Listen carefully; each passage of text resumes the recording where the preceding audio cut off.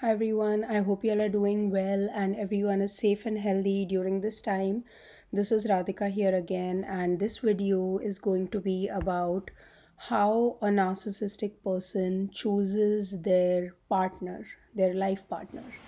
Um, this is a very important topic because I feel it's very important for us to know this process, and especially for the people who don't have partners and who are out looking for a romantic lifetime family relationship.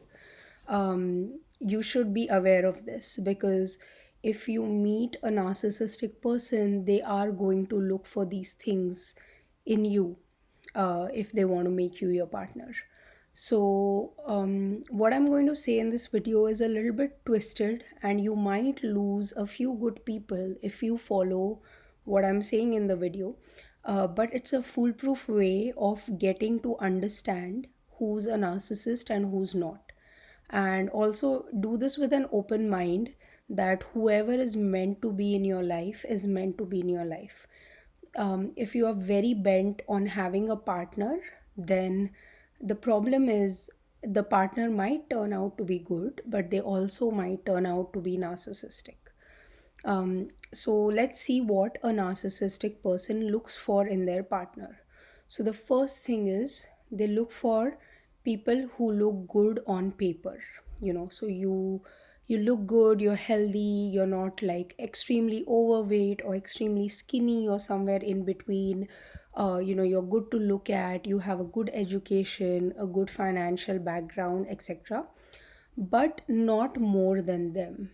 So they will always make sure something out of all of this is a little less than what they have, right? Because that is how they can keep the upper hand on you. So very subtly, they will see that one of these points has to be lesser than them.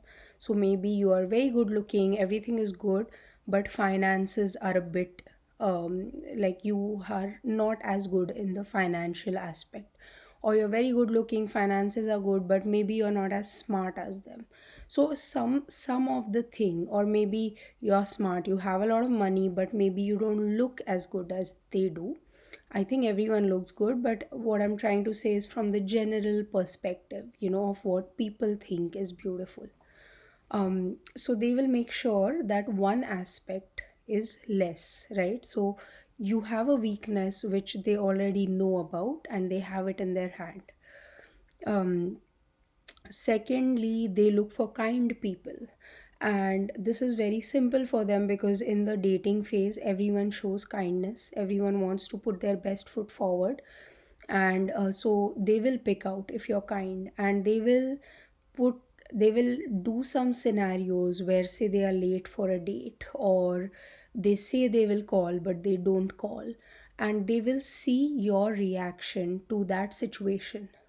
Because say they say that I will call you at 12 p.m. tomorrow, and they don't call, and then they will see the reaction that is she or he texting me.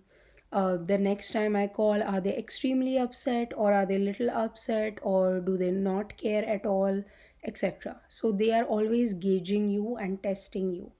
If you show them in the dating phase that, oh, I'm gonna take anything, like if you forget to call me, you call me after 4 hours, and I'm still gonna be okay with that, you show kindness, you show understanding towards them. That's a check mark for them that, oh, okay, fine, cool. So I can push this person's boundaries, and they're not going to say much because they are very empathetic, they're very kind. So they check that. Another thing they check is loyalty. So whenever you're out on a date with them, and if you have a wandering eye, right, if you look at other guys or girls, they don't like that. They will want you to be completely invested in them. So they will check your amount of eye contact with them. They will check your amount of hearing contact with them. Are you listening to other tables, or are you only listening to them? They might also sometimes check on things like something that they said 5 days ago. Have you paid attention to that? And they might bring it up again and kind of quiz you on it. or just check that how invested is this person in me. So this is all of them kind of testing, and then they will also maybe bring up some conflict in their life, play the victim somehow, and they will see how you react to it. Like, I do you just start calling them, oh, you maybe you have a victim mentality, you fell into that trap. If you respond like that, they are not going to like that. But if you start playing the savior in their situation and offering them advices, offering them solutions, offering them help, then that's a green signal for them again, that, oh, this person, she or he actually wants to help me out of my problem. So they understand that even later in life, when I have issues, when I have problems, when I create my own problems in life, this person is going to stick with me, and they will do this again and again and see how loyal you are. So they need loyalty, because loyal people many times don't want to switch boats, right? Because that is their characteristic. They are loyal, they want to stay even when they commit to something, even when the going gets tough, they want to stay with that person. But unfortunately, this very good quality of loyalty is often exploited by the narcissistic person, because very often they already enter the relationship thinking that they're going to cheat you. So that is why they look for loyal people. If they find a cheater, then there's no fun in that for them. What gives them a sadistic sort of satisfaction or a sense of injustice, because they want to go opposite God, and God is pretty just for most part, but they want to go against God. So if you are behaving nicely, instead of rewarding you, they want to punish you. So, if someone is loyal, how they punish the loyal person is by cheating on the loyal person. So, there's no fun in if a narcissist is dating another cheater. It's like two cheaters cheating each other, both are no strings attached. There's no fun in that. But if it's a loyal partner, then the narcissist has more of a rise if they can actually fool a loyal person and keep them in a miserable situation. So, this is unfortunately how their twisted brain behaves. It's a very trauma induced brain, and it's a brain that has formed its identity around torturing others. And when you torture others, by the way, like when you are sadistic, you are not just, no one can be sadistic just to others. If you are a sadistic person, you are sadistic to yourself as well. And if you are like the other type, right, which likes pain, so a sadistic person likes inflicting pain. And if you're the other, like whoever likes taking pain, the thing is, if you like taking pain, you're also paining the other person.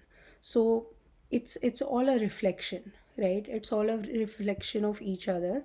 So basically, a sadistic narcissistic person, even though they feel that they are actually fooling the victim, what happens is internally they are fooling themselves. They are going more and more and more into the depths of insanity, actually, and of their own doom in the long run. So these are the criterias that a narcissistic person will see in a person when they are kind of in the dating phase.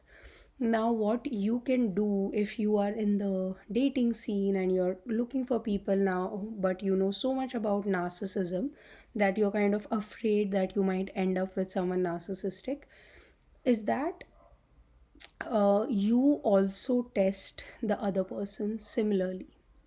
The only difference is when the narcissistic person is late and you are okay with them being late, it shows to the narcissist, I can use this person, I can manipulate this person, they have bad boundaries.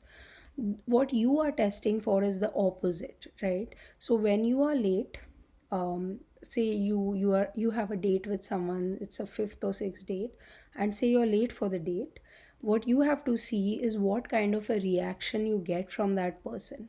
It has to be a reaction that is a reaction of a balanced person who has strong boundaries.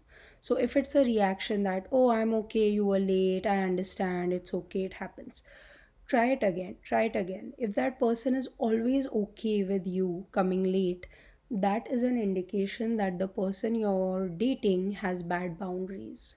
So that's not a very good person to be in a long term relationship with, because they don't have good boundaries.